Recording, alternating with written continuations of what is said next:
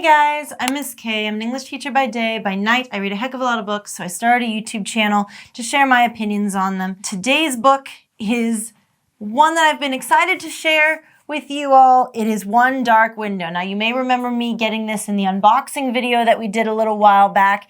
This is the high fantasy one that came in the unboxing video. It was a great read, and I can't wait to share my opinion with you on it. This is a high fantasy novel, very high fantasy world. In this world, magic is accepted. It is okay as long as you are only using the magic cards.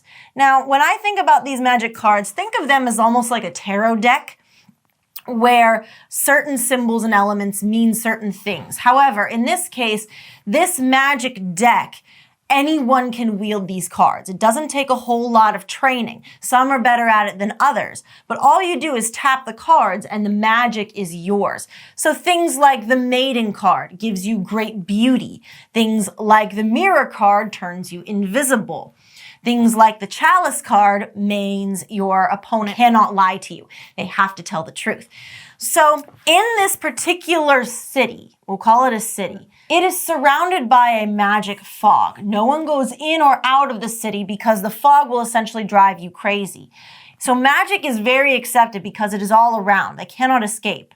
Well, sometimes children come down with a fever. Now, in this particular illness, a child comes down with a fever and they will either die from it or their veins will turn black with magic that erupts within them. So these children, and later, if they survive, they'll grow into adults, have magical abilities already inside them. They don't need cards. However, that is not accepted by the king. The only acceptable magic is magic done with cards from the Twin Alders deck. That is the cards that the Shepherd King created a very long time ago so that his people would have access to magic. Now, the Shepherd King has since been overthrown by the Rowans, who now rule Blunder with an iron fist. Now, this is a very difficult world to develop. Elspeth lives in our world. She is our main character. She got sick with the fever as a child, but instead of having external magical abilities, her ability is that she absorbed a monster within her. This monster protects her from others, giving her the ability to see what cards others have, whether they're using the cards, the ability to walk through the forest unharmed, the ability to have great strength. It is this monster inside of her that gives her those things. However, with great magic comes great cost. There is such a thing as degeneration in this world. Whenever you are sick with a fever, you survive, you get magic, or if you use magic cards too often and too much, a little piece of yourself dies away inside. So if you use the Maiden card too much, you will appear very beautiful on the outside, but you will become very vain and self-centered and less empathetic on the inside. If you use the Mirror card too much, you will turn invisible on the outside. However, on the inside, you will not be able to tell the difference between the real world and the spirit world, so much so that you will start to commune and see other spirits. Now, Elspeth's degeneration is very specific because the monster that lives inside of her is called the Shepherd King. He is the spirit of the king that created the original Twin Alders deck. Now, he's very angry, and he appears inside of Elspeth's head and teaches her the truth behind the Rowan legacy, the magic of the forest, and this town called Blunder that she lives in. Along the way, as she gets older, she has to hide her magic. Otherwise, children and adults that have this magic inside of them, they're taken away and slaughtered by the Rowan legacy. The Rowan family will have no other magic other than the cards living amongst them. She meets the captain of these soldiers, the Destiers. They are the soldiers that are commissioned to track down infected children and kill them. She meets the captain of the Destiers called Ravyn. Now, the Destiers are these soldiers sent to track down children that have fever and kill them. He doesn't like his work. He wishes to discontinue his work. In fact, he has saved many children and is hiding them secretly somewhere in the forest. But it's all for naught if they cannot complete the deck. The only way to free Blunder of this magic in its entirety is to complete the deck. They're almost there. They have one of each card. There are 12 cards in total.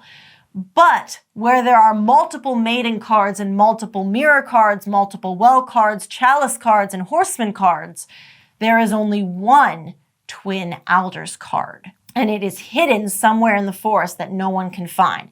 Ravyn needs Elspeth's help to find that card.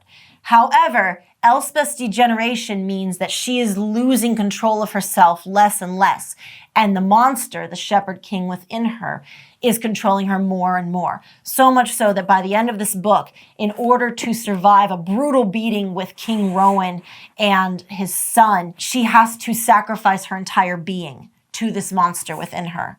So at the end, we do not have Elspeth anymore. We have only the Shepherd King. And that is where the first book in this duology leaves off. This is only one of a series of two. The second one is called Two Twisted Crowns. It is the second book in the Shepherd King duology, and it will wrap up this story of Ravyn, Elspeth, and the town of Blunder. Now, this book is considered an adult fantasy novel. However, it reads more like a YA fantasy, a young adult. The vocabulary and the lexile within it reads more like a young adult novel than an actual adult fantasy. However, I caution you to, before you think, oh, this is just YA, I'm going to pass up on it, actually take the time to look through it. It is a complicated world that this author has built. It took a good, I'm going to say, about halfway through the book before I fully grasped what each of the cards did, the magic that surrounds Blunder, and the history of the Rowan family versus the Shepherd King. It's a lot. It is a very complicated world. And so that might turn some people off if world building is not your forte. If high fantasy is not something that you're willing to take the time to read through and understand, this might not be for you. So while this reads like a YA novel, it is written entirely for adults because you need to take the time to read through the riddles on each card, to read through the history of Blunder, to understand the magic that surrounds this. That, I think, was the true purpose of the first book in this duology. I think the true purpose of this book is not just to introduce the characters and the plot, but to help you understand the magic that's coming in the second book. What would I give One Dark Window? I'm going to give this a solid 8 out of 10. It's a good read. It just takes a while and a lot of understanding for you to fully immerse yourself in this world. So if you've read One Dark Window, tell me what you thought about it in the comments below. If you like this video, make sure you hit the like button. If you can't wait for the second book in the Shepherd King duology, hit the subscribe button and the little notification bell so you get notified whenever I drop a new review. Until next time, guys, happy reading.